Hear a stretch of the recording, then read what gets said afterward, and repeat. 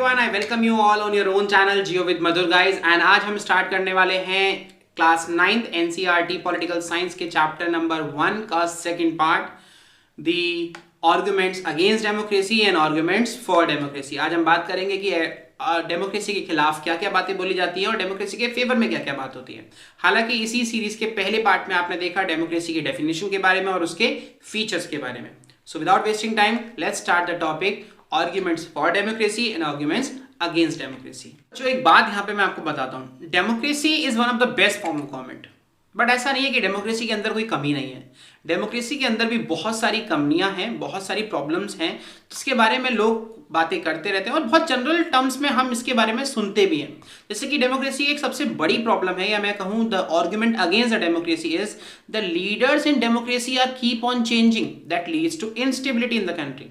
Democracy के अंदर जो इलेक्टेड लीडर्स होते हैं वो हर 5 साल के बाद ऑलमोस्ट चेंज हो जाते हैं। ऑलमोस्ट, कभी कभी सरकार रिपीट भी होती है, बट काफी केसेस में लीडर्स चेंज हो जाते हैं जिससे कंट्री के अंदर इंस्टेबिलिटी आती है, स्टेबिलिटी नहीं आ पाती, स्थिरता नहीं आती, ठहराव नहीं आता। लीडर्स चेंज होते हैं, पॉलिसीज चेंज होती हैं, प्रोग्राम चेंज होते हैं, जिसकी वजह से कंट्री की डेवलपमेंट पर असर पड़ता है। तो सबसे पहली जो आर्ग्यूमेंट है डेमोक्रेसी के खिलाफ वो ये है।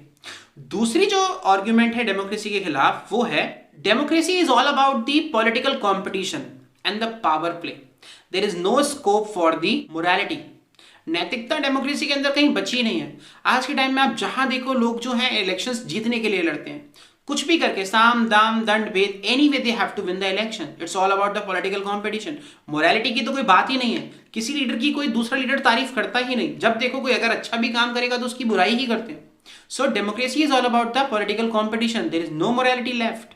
Second argument and the third argument against the democracy is many people are need to be consulted in democracy before taking the decision. Democracy की एक और प्रॉब्लम है गाइस, किसी भी डिसीजन को लेने से पहले बहुत सारे लोगों से उसके बारे में डिस्कशन करना पड़ता है, उसके बारे में कंसल्टेशन करनी पड़ती है, तभी कोई डिसीजन लिया जाता है। और इसके चक्कर में डेमोक्रेसी में डिसीजंस लेने में बहुत टाइम लग जाता है, बहुत डिले होता है। ये एक कमी भी है, लेकिन आगे चलकर हम इसका एक पॉजिटिव एस्पेक्ट भी देखेंगे कि हाँ, डेमोक्रेसी में टाइम लगता है डिसीजन लेने में, लेकिन कुछ हद तक ये ठीक भी है, कुछ हद तक ये बेनिफिशियल भी है। वो कैसे हम आगे देखेंगे, लेकिन अभी हम इसे एज ए आर्गुमेंट ही लेंगे अगेंस्ट द डेमोक्रेसी कि डेमोक्रेसी में डिसीजंस को लेने में काफी टाइम लगता है, जिसकी वजह से डेमोक्रेसी में डिसीजंस डिले हो जाते हैं और उनका रियल मीनिंग नहीं रहता।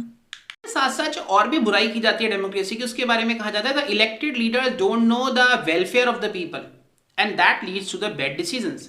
इलेक्शंस में जो लोग इलेक्शन जीतकर आते हैं उन लोगों को पता ही नहीं होता है कि जिस तरीके से उन्होंने इलेक्शन जीता है वहां के लोगों की परेशानियां क्या क्या हैं, और इसकी वजह से वो उल्टे सीधे डिसीजन ले लेते हैं, जिसकी वजह से प्रॉब्लम्स आती हैं।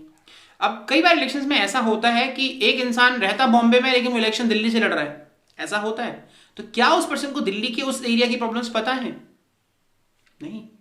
तो ये भी एक आर्गुमेंट है जो डेमोक्रेसी के खिलाफ जाती है। एक और आर्गुमेंट कही जाती है democracy leads to corruption because it is based on the election competition, electoral competition.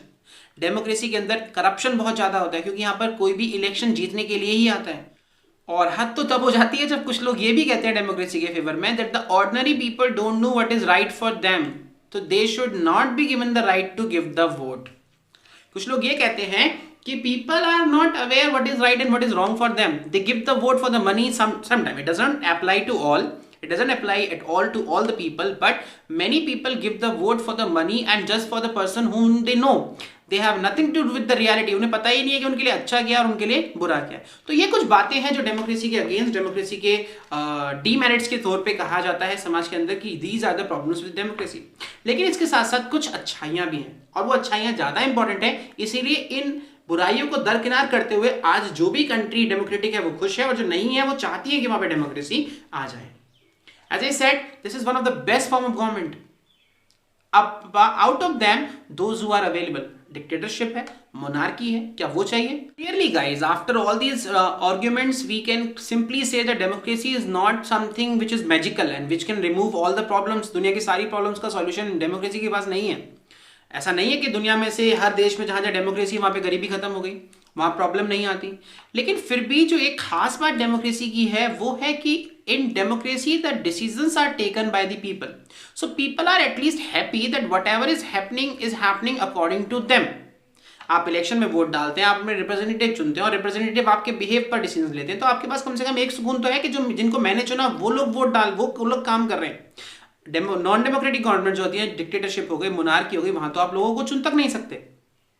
Okay, तो ये कमियां कुछ हैं और कुछ असली कमियां, लेकिन हमारे सामने प्रॉब्लम ये नहीं है कि ये जो कमियां हैं ये इंपॉर्टेंट है। Is there any better form of government than democracy in the world? कोई ऐसी गवर्नमेंट है जो डेमोक्रेसी से बेटर है? क्वेश्चन ये है। तो उसी के लिए अब हम बात करते हैं कुछ arguments in the favour of democracy. चलिए अब बात करते हैं आर्ग्यूमेंट्स फॉर डेमोक्रेसी की, और मैं दोबारा से आपको लेके चलता हूं चाइना में। बात है 1958 टू 61 की। चाइना अपने टाइम के, उस टाइम के सबसे बुरे अकाल से गुजर रहा था। It was a time of a worst recorded famine of that time. More than 3 crore people died in China. उस टाइम पे इंडिया की इकोनॉमी कोई उतनी अच्छी नहीं थी, लेकिन जितना बुरा इंपैक्ट उसका चाइना पे पड़ा, उतना बुरा इंपैक्ट इंडिया पर नहीं पड़ा। उसके पीछे रीजन माना जाता है the government of India. China ने जो स्टेप लिए, या मैं कहूं जो स्टेप उन्होंने नहीं लिए, वो स्टेप यहां पर इंडियन गवर्नमेंट ने लिए। और इंडियन गवर्नमेंट ने उस टाइम पर अपने जो सिक्योर रिजर्व्स थे फूड के, और जो लोगों की जो डिमांड थी, उनके हिसाब से काफ़ी अच्छे स्टेप्स लेते हुए फूड सिक्योरिटी को इंश्योर किया। इसकी वजह से इंडिया में काफ़ी कम लोगों की डेथ हुई एज कम्पेयर टू चाइना, जो उसके कंपैरिजन में काफ़ी डेवलप कंट्री थी। चाइना की जो गवर्नमेंट थी, क्योंकि वहां पर मल्टी पार्टी सिस्टम नहीं था, इंडियन गवर्नमेंट को डर था कि अगर हम ढंग से काम नहीं करेंगे और लोगों की डिमांड्स को पूरा नहीं करेंगे तो हो सकता है इलेक्शन में हमको चुने ही ना। लेकिन चाइनीज गवर्नमेंट के सामने ऐसी कोई टेंशन नहीं थी। लोग मरते हैं तो मरें, कोई फर्क नहीं पड़ता, क्योंकि अगली बार भी इलेक्शन में कम्युनिस्ट पार्टी को ही जीत कर आना था, क्योंकि सिंगल पार्टी सिस्टम है। तो उस टाइम के इकोनॉमिस्ट का मानना है कि इंडिया में डेथ कम इस वजह से हुई क्योंकि वहां हमारी गवर्नमेंट ने, इंडियन गवर्नमेंट ने उस टाइम पे एम्पल डिसीजंस लिए, राइट टाइम पे डिसीजंस लिए, और चाइनीज गवर्नमेंट के सामने ऐसी कोई भी प्रॉब्लम नहीं थी। ओके, तो यहाँ डेमोक्रेसी की एक ब्यूटी निकल कर आती है। अच्छा, दूसरी बात, डेमोक्रेटिक गवर्नमेंट में रूलर्स जो होते हैं वो पब्लिक के फेवर में डिसीजन लेते हैं। ओके, हालांकि ये पूरी तरीके से डिपेंड करता है रूलर्स पर कि वो डिसीजन उनके फेवर में लेना चाहते हैं या नहीं, बट उनको लेना पड़ता है क्योंकि उन्हें डर होता है कि इलेक्शंस में, आने वाले इलेक्शंस में वो पार्टी से वो इलेक्शंस हार सकते हैं, और पब्लिक वेलफेयर पॉलिटिकल पार्टीज का मेन काम है। ओके, सो डेमोक्रेसी के अंदर एक सबसे अच्छी जो बात होती है, democratic government is a better form of government because it is more accountable form of government than any other form of government in the world. There is another feature which makes a democratic government a better form of government: speed of taking the decision. You know that in democracy it takes time to take the decision. Democracy में time लगता है decision लेने में, लेकिन ये काफ़ी हद तक सही है गाइस। एक नॉन डेमोक्रेटिक गवर्नमेंट सिस्टम में डिसीजन बहुत फास्ट लिए जाते हैं, बहुत क्विक लिए जाते हैं, बट क्या वो डिसीजन सही होते हैं? क्या वो डिसीजन प्रॉपर मैनेजमेंट के थ्रू, प्रॉपर कंसल्टेशन से, डिस्कशन से, मीटिंग से लिए जाते हैं? नहीं। डेमोक्रेसी में डिसीजन स्लो होते हैं बट वो इफेक्टिव होते हैं, क्योंकि डेमोक्रेसी में हर डिसीजन को लेने के पीछे एक सिस्टम होता है, एक प्रोसीजर होता है, वो सारे प्रोसीजर्स फॉलो किए जाते हैं। जब बहुत सारे लोग मिलकर किसी टॉपिक के ऊपर डिस्कशन करते हैं, कंसल्टेशन करते हैं, तो उससे निकलने वाला जो डिसीजन होता है वो काफ़ी हद तक बेटर होता है एज कम्पेयर टू उस डिसीजन से जो कोई एक इंसान, चाहे वो डिक्टेटर हो चाहे वो मोनार्क हो, लेता है। So democratic government takes time in taking the decision, but the decisions are more effective and are in the favor of maximum people. So they are responsible. Democratic government is responsible, so they take the decision very carefully, and that gives us another argument in the favor of democracy is that democracy improves the quality of decision making. और यहीं से निकल कर आता है हमारी तीसरी argument democracy के फेवर में, and that argument is democracy provides a method to deal with the differences and the social conflicts. अब इसका मतलब क्या है? बेसिकली गाइज देखिए, किसी भी डेमोक्रेटिक कंट्री में, किसी भी कंट्री में बहुत सारे लोग रहते हैं, अलग रिलीजन, अलग लैंग्वेज, अलग कल्चर, अलग जेंडर के लोग होते हैं, सबके अंदर डिफरेंसेस होते हैं, और ये बहुत नॉर्मल है कि जब एक साथ लाखों करोड़ों लोग रहते हैं तो उनके पॉइंट ऑफ व्यूज अलग होते हैं, उनके अंदर डिफरेंसेस आते हैं, सोशल डिफरेंसेस होते हैं, और वो अलग तरीके से सोचते हैं, और इस अलग तरीके से सोचने के चक्कर में उनके बीच में कन्फ्लिक्ट होना भी बहुत लाजमी है। अब कन्फ्लिक्ट होगा तो वो हर तरह की गवर्नमेंट में होता है, लेकिन कन्फ्लिक्ट से डील करने का तरीका क्या है? अगर मैं बात करूँ डेमोक्रेसी और डिक्टेटरशिप और मोनार्की में, तो डिक्टेटरशिप और मोनार्की में हमेशा डिफरेंसेस को ब्रूटल तरीके से निपटा जाता है। जो भी लोग प्रॉब्लम करते हैं, मेजॉरिटी जो होती है, जिसके हाथ में पावर होता है, वो उन लोगों को पूरी तरीके से दबा देते हैं। ओके, और जो माइनॉरिटी होती है, या मैं बात करूं जो उनके पास पावर नहीं होती है, वो लोग हमेशा दब कर रहते हैं, उनकी बातों को कोई नहीं सुनता। लेकिन डेमोक्रेसी में इसका उल्टा होता है। First of all guys, democracy में कोई भी परमानेंट विनर नहीं होता। इलेक्शंस हर 5 साल के बाद होते हैं, आज ये पार्टी जीतती है, कल कोई और पार्टी जीतेगी, परसों तीसरी पार्टी जीतेगी, तो there is nobody who is a permanent winner in the democracy. इसकी वजह से यहाँ पर हमेशा कन्फ्लिक्ट्स को तरीके से डील किया जाता है, पीसफुली डील किया जाता है, ताकि किसी भी तरह का कोई भी कन्फ्लिक्ट पैदा ना हो। तो यहाँ पर सबको बराबर अपनी बात रखने का हक मिलता है, सबकी बातों को सुना जाता है और पीसफुल तरीके से हर एक की प्रॉब्लम्स का सॉल्यूशन निकाला जाता है। That is why the democracy is one of the best form of government in the world as compared to other forms available right now. The fourth argument which is in the favor of democracy is that democracy enhances the dignity of its citizens. ये कैसे होता है? देखिए, important ये नहीं है कि democracy में डिसीजंस जल्दी ले जाते हैं, स्लो ले जाते हैं, डिसीजन अच्छे होते हैं नहीं होते हैं, गवर्नमेंट अकाउंटेबल है या नहीं। इंपॉर्टेंट ये है that what the democracy is doing to the people, are the people happy in the democracy? Democracy is a form of government, guys, in which the rulers are elected by the people. People have the right to choose those people who are going to take decision for them. जो मेरे लिए आगे चलकर decision लेने वाले हैं, उनको चुनने का हक मेरे पास है। I am happy with that. At least अगर मुझे ये तो होता है कि जिनको मैंने चुना है वही मेरे लिए काम कर रहे हैं। Okay, so it enhances the dignity of the people.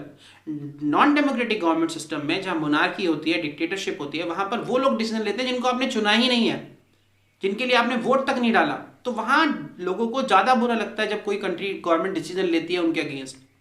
Okay, यहां पर यह जानना बहुत जरूरी है कि डेमोक्रेटिक फॉर्म ऑफ गवर्नमेंट में लोगों के पास अपने लीडर्स को चुनने की परमिशन होती है, उनको चुनने का राइट होता है।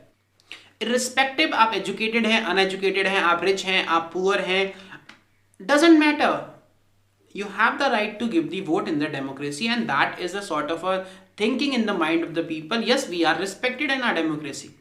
अगर मान लीजिए आपने कोई रॉन्ग मिस्टेक भी चुन ली, रॉन्ग मिस्टेक भी कर दी है, अगर आपने कोई रॉन्ग स्टेप ले लिया है, आपने गलत लीडर्स को चुन लिया है, तो you have the chance to change it in the next election. और फिर उसके लिए आप कम से कम ये तो क्रिप नहीं कर सकते ना कि no, I did not select that person, the person is elected by you. Now if he is doing something right और wrong, you are responsible for that. So at least you have a dignity to say that yes, I have something to say in the democracy. And यहाँ खत्म होता है हमारा चौथा feature. अब हम बात करते हैं आज के लास्ट फीचर के बारे में, डेमोक्रेसी के in the argument in the favour of democracy. That is the fifth argument in the favour of democracy is, guys, that democracy is a better form of government because it allow us to correct our own mistake. Democracy में आपको अपनी गलतियों को सुधारने का मौका मिलता है, जिसके बारे में मैं अभी 1 मिनट पहले ही बात कर रहा था कि डेमोक्रेटिक फॉर्म ऑफ गवर्नमेंट में आपके पास इलेक्शंस के राइट होते हैं। अगर आपने गलत पॉलिटिकल लीडर को चुन लिया तो you have the right to elect a right representative in the next election, जबकि non democratic form of government में ऐसा पॉसिबल नहीं है। You have to obey those people whom you do not like and you have not chosen them. But in democracy, if you have selected wrong government, you have the right to change that government after a particular time. In case of India, it is 5 years. या इसको हम इस तरीके से समझ सकते हैं कि democracy is a form of government in which the mistakes can be rectified. Mistakes cannot be hidden for the long time. It cannot be done. Either if the rulers are taking the wrong decision, they have to change it, they will change it, or you have the right to change the ruler itself after a particular time. तो या तो rulers अपनी गलती को माने और अपने जो डिसीजन लिए उनको चेंज करें, या फिर आप ही रूलर्स को आगे कुछ टाइम के बाद चेंज कर सकते हैं। तो ये 5 आर्ग्यूमेंट्स हैं which are in the favour of democracy, guys, जिससे पता चलता है कि डेमोक्रेसी की अपनी कुछ फायदे हैं as compare to demerits. At last guys, if I try to sum it up, अगर मैं इसको पूरी तरीके से सॉल्व करने की बात करूं, तो democracy is a form of government which is much better than any other alternative available in this world. Democracy allows us to correct our mistake. Democracy is accountable form of government. Democracy enhances the dignity of the people. Democracy gives you the chance to elect your representative. It also allows the different type of people to live together happily and peacefully. But in case we are not able to do all these things, then you have a chance to change that. You have an option to change that government. That is why the democracy is considered the best form of government available in this world right now. There are possibilities that better than that type of government can come in the future. But as of now, the democracy is the best form of government, guys. So guys, here comes the end of this topic. यहाँ मैं थोड़ा सा और आपको बताऊं कि democracy के बारे में जो हमने बात करी, that was about that definition और हमने इसके मेन फीचर्स के बारे में बात करी। लेकिन डेमोक्रेसी सिर्फ इलेक्शन ही नहीं है, डेमोक्रेसी सिर्फ फॉर्म ऑफ गवर्नमेंट नहीं है, democracy is a way of life. Democracy आपकी लाइफ के हर स्पीयर में यूज होती है। डेमोक्रेसी का मतलब सिर्फ गवर्नमेंट से रिलेटेड नहीं है गाइस। और देखिए आज के टाइम में जो फॉर्म ऑफ गवर्नमेंट हमारे पास है इसके बारे में हम पहले भी डिस्कस कर चुके हैं, उनमें से बेस्ट आज के टाइम में डेमोक्रेसी है। रियल डेमोक्रेसी का मतलब क्या होता है? Where everyone have the right to take the decision. But क्या पॉसिबल है देश के सारे लोग बैठकर एक साथ डिसीजन ले सके? आज के टाइम में पॉसिबल नहीं है। ऐसा पहले होता था, बहुत साल पहले जब कंट्रीज के साइज बहुत छोटे छोटे थे, सिटीजन्स बहुत कम हुआ करते थे, तो एक जगह बैठकर लोग डिसीजन लिया करते थे और उसे ही हम आइडियल डेमोक्रेसी बोलते थे। लेकिन आज वो आइडियल डेमोक्रेसी नहीं है, आज रिप्रेजेंटेटिव डेमोक्रेसी है। पॉपुलेशन का साइज इतना ज़्यादा हो गया है कि सारे लोग एक साथ नहीं बैठ सकते, इसीलिए इलेक्शंस होते हैं। इलेक्शंस में सारे लोग अपनी पावर दूसरे लोगों के हाथ में दे देते हैं, जिन्हें हम बोलते हैं रिप्रेजेंटेटिव, और वो हमारे बिहाफ पर डिसीजंस लेते हैं। तो ये तो आज की डेमोक्रेसी है।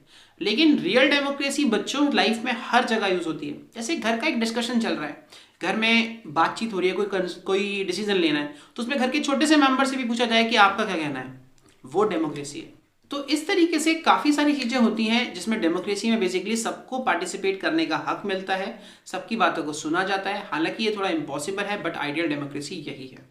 Okay, so here I end this chapter guys, here I end this video. I hope you are able to understand everything. अगर इसके बाद भी कोई डाउट है तो प्लीज़ कमेंट बॉक्स में लिखना ना भूलें, मैं डेफिनेटली आपके क्वेश्चंस को आंसर दूंगा। आप देख रहे थे Jiyo with Madhur. Bye bye guys, enjoy.